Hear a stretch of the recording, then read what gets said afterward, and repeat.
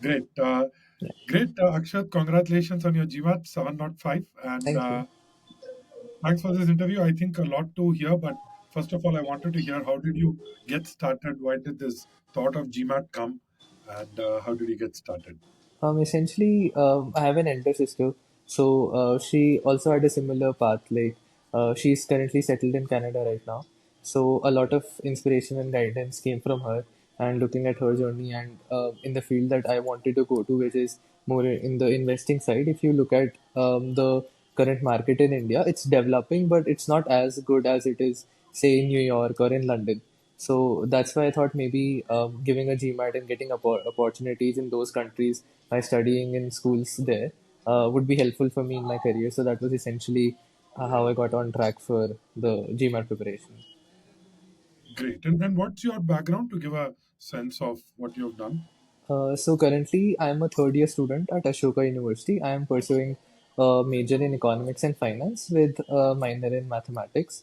So even before that, like in 12th, I had commerce and maths. So essentially, my whole life I planned to go into finance. So my background was tailored towards finance. The internships that I have done and the courses that I have done are all related to that.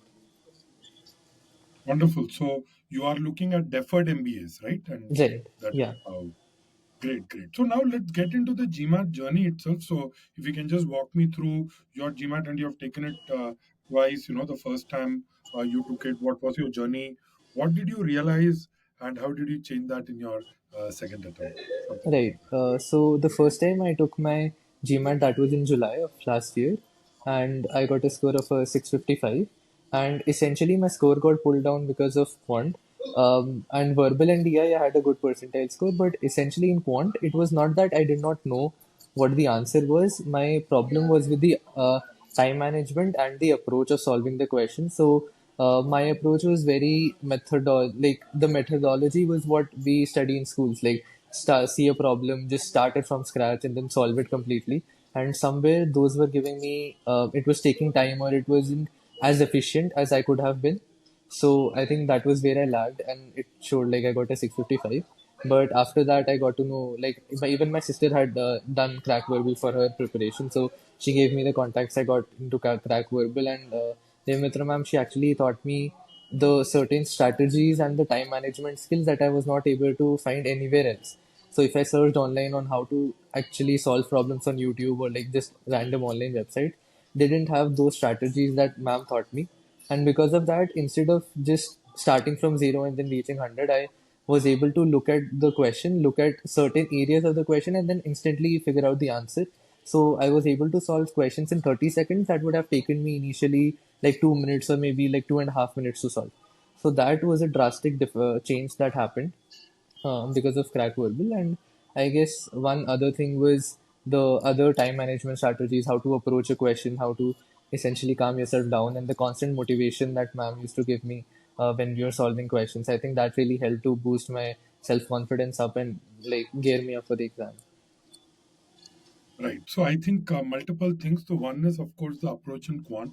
And I think the focus is kind of to shift from solving the question to getting to the answer, Right. right? I think Yeah. that's one bit of how we look at it, and also the motivation and support, because sometimes you're feeling low and you want to kind of this. So what happened on the second day, the second time you took the test and you got a 705? What was your split in quant, verbal, and DI?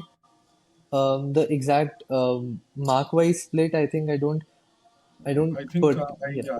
yeah, So I think you've got a 87 in quant, which is the 94th percentile, right, 84 in verbal, which is the 90th percentile, and a 84 in DI, which is the 97th. So all right. put together gives you a 98th percentile with a 705. Great. So Right. what happened on the day of the test? Anything specifically on the day of the test? I think not really.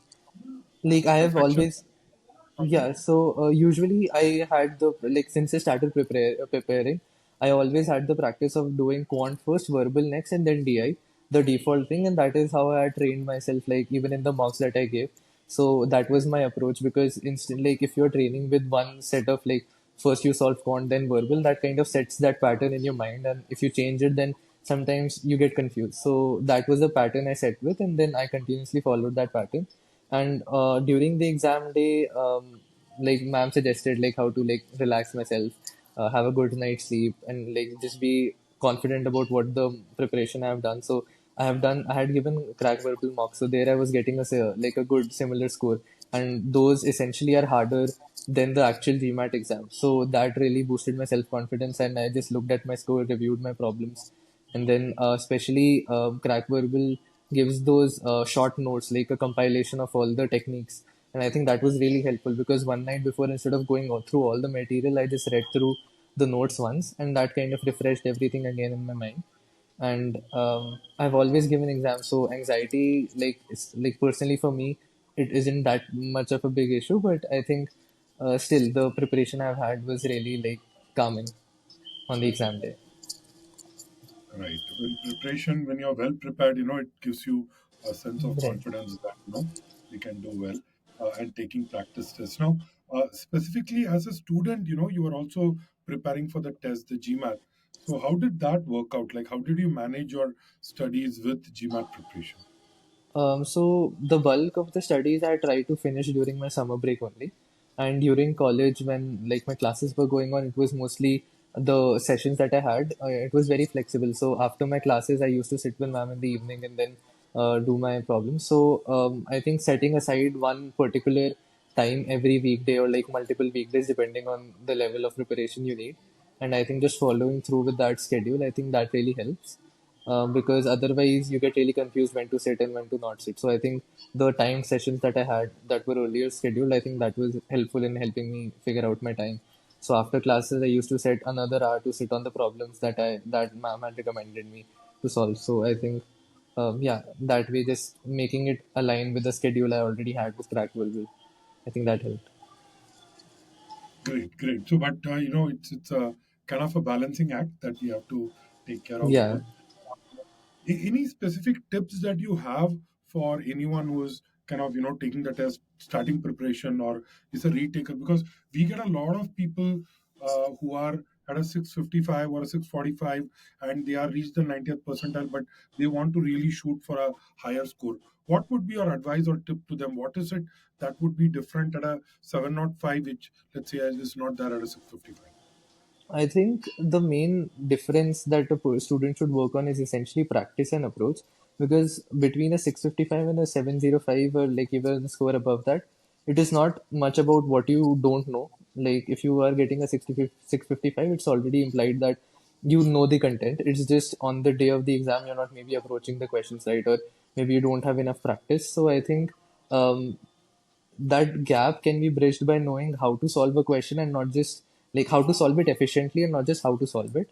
And one thing that they should work on is, I think, practicing a lot, because if you practice a lot, like if you do like 10, 20, 30 questions of just one particular type, then it kind of just sets in your mind and you automatically, like it's like a muscle memory. So you just work on your own, and there the chances of getting confused and like not knowing what to do, those reduce with problems. So I think practicing many questions of the same type that you are especially doing wrong, I think that is something that students should do. Right. A great point. And, specifically when you talk about practice, what was the kind of content that you're using? I think, um, what kind of official questions, material, what were you using? So I use the main official guide, and for quant, I use the quant review, the additional book that GMAT provides. Other than that, I use the questions that were there on the Crack Verbal website. So those were the three like main sources that I looked for practice and questions.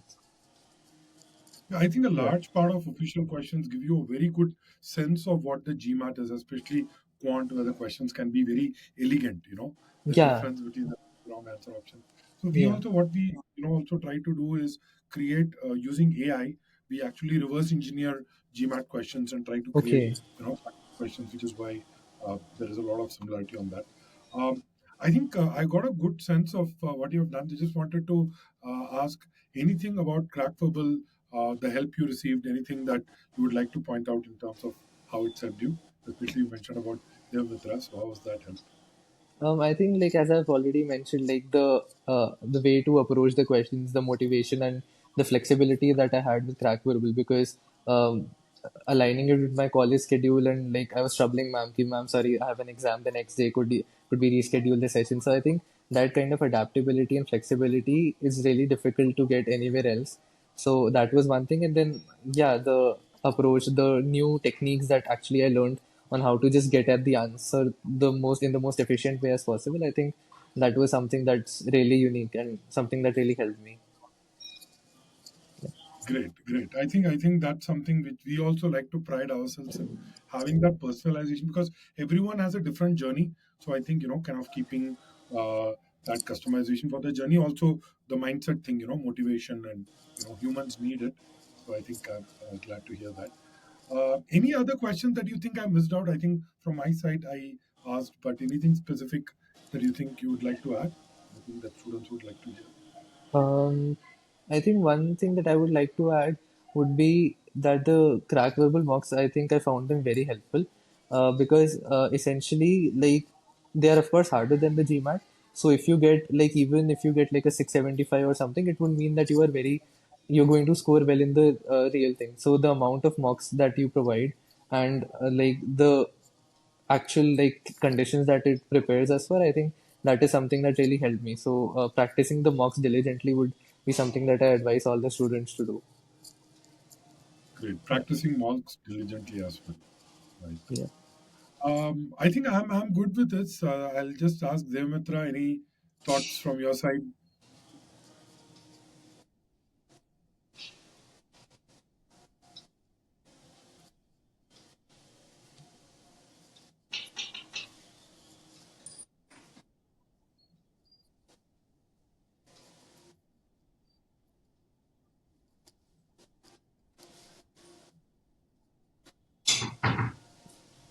Wonderful. Thank you. Great. So what we will do is we'll just maybe DM. We can just close stop the interview, like the recording.